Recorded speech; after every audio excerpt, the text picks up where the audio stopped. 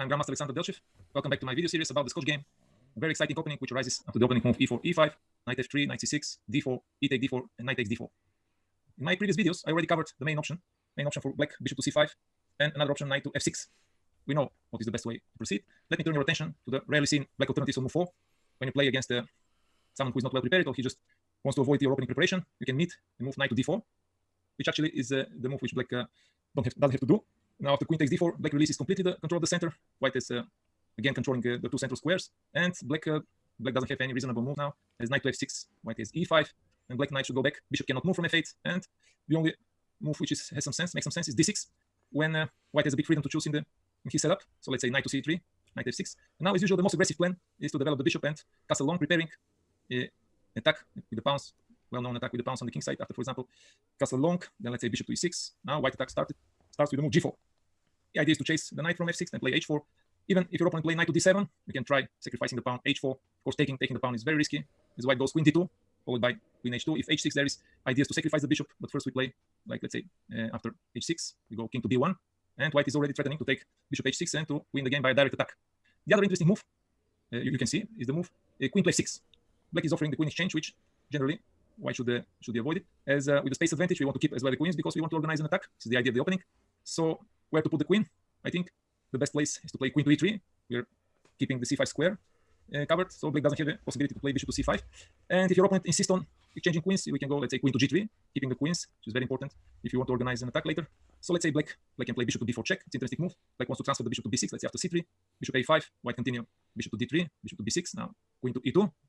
And here white keeps all the chances for developing the initiative by knight d2, knight to c4, getting eventually the bishop pair, or continue with a4 later, chasing the bishop.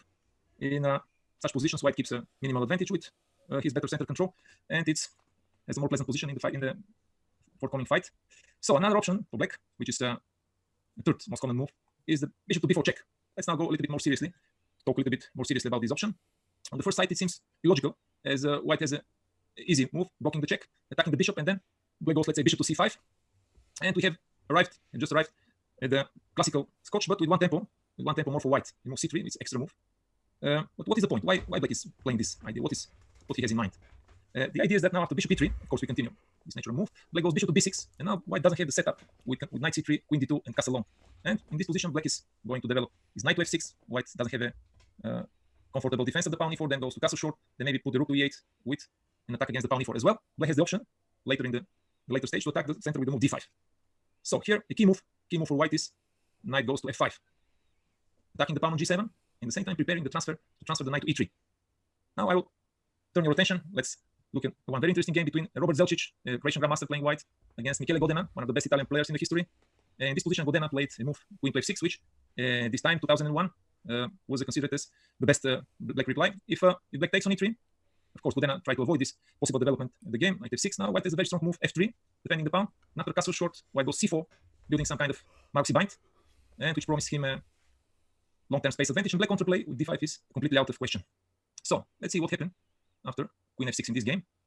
Black is defending the g7 pawn and preparing to move knight to e7 to exchange a strong white knight. So in this position, Zelcic came up with a very strong novelty, which puts generally a move queen f6 in a question. Can you find this move? Try to find white strongest move. As we know, in the system with the queen f6, there is one small problem with the undefended c7 pawn. But now white doesn't have a knight which is usually attacking this pawn from d4. That's why white is playing knight to a3, a very strong move, surprising move, which probably missed by Godena. Now black should be worried about how to stop knight b5. Now the threat is knight to b5, and there is no defense of c7 point. This was the turning point of the game when Godena missed a very strong move, which is typical for this position, but maybe he was thinking about it, but it's very complicated. Godena played the move bishop to e3, which gives white a possibility to stabilize his advantage. The move d5 is very interesting. That is a novelty. Now, 20 years later after this game, it's not still played. What is black idea? Of course, taking queen d5 looks like an easy solution, but there is knight e7, very strong. And if white takes knight e7, there is a very important intermediate move, bishop take e3, and after f take e3, black takes queen to e7. The full compensation for the pawn because of the white double pawns in the center and control the e5 square. So, what if white goes knight to d5? The idea of the move d5, which probably was missed by Godena, is that after bishop takes f5, now he plays bishop to b6, removing the defender from the c7 pawn. Now black has a very strong move, c take b6. This move is very easy to miss in both in calculation during the game and in the home preparation. Now, after knight c7 check, black goes king d8, and after knight takes the rook, black has bishop to e4, and it's impossible to prevent losing the knight on a8, and black will have both material and positional advantage. After missing this move, Godena was in big trouble after bishop takes c3, knight takes c3.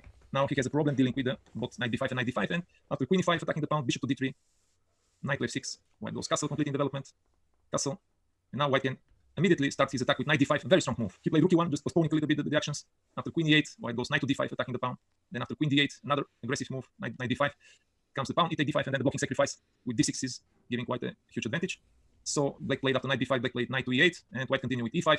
And in this position, white has a overwhelming advantage. His pieces are prepared to attack on the king side.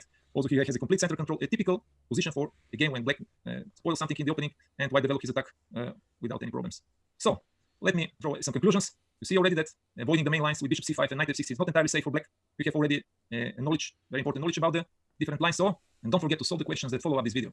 Now it's time. You have to take some practice, to do some practice. So now go to the chess.com, play some blitz, take the bull for the horse, and enjoy playing the Scotch game.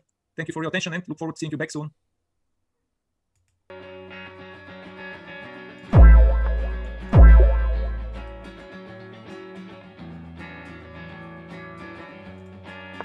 I mean, it's all right. What? Nope. I mean, it's all right.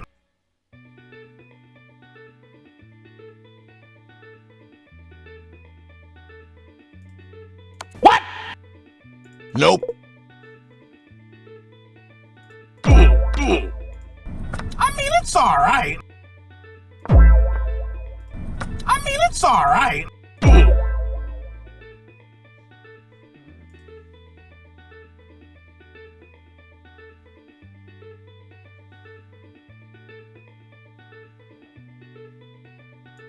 I mean, it's all right. Look at D's Knights, baby. D's Knights. D's Knights for the win.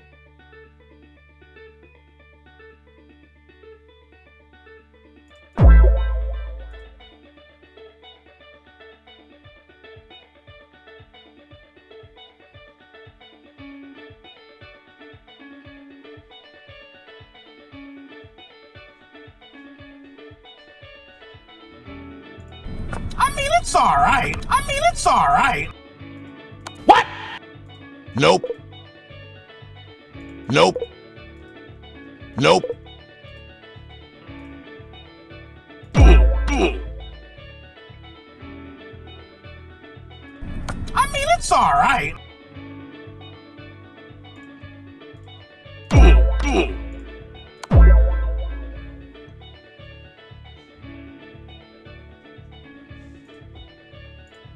Nope. Nope. I mean, it's all right. I mean, it's all right.